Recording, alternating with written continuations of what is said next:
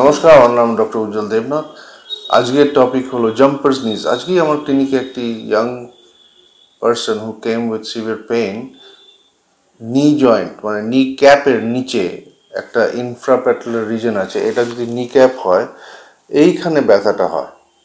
কি হয়, যখনই জাম্পিং হয় এই জায়গাটা ঘষা খায় এই ফিমারের সঙ্গে, আর একটা ইরিটেবল বার্সাইটিস ডেভেলপ করে, যার ফলে এটাকে বলে জাম্পার্স নিজ বা ইনফ্রাপ্যাটেলার বার্সাইটিস। খুব ব্যথা। কি কি খেলাতে হতে পারে? বাস্কেটবল, ভলিবল, টেনিস, স্কোয়াশ, অনেক কিছুতে জাম্পার্স নিজ হতে পারে।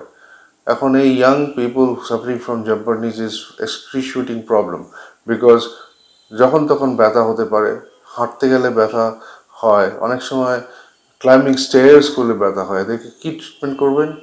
অ্যাকিউট যদি পেইন হয় তখন আইস, রেস্ট, অ্যানালজেসিয়া, আর গ্র্যাজুয়েটেড এক্সারসাইজ, আর কিছু আল্ট্রাসাউন্ড থেরাপি।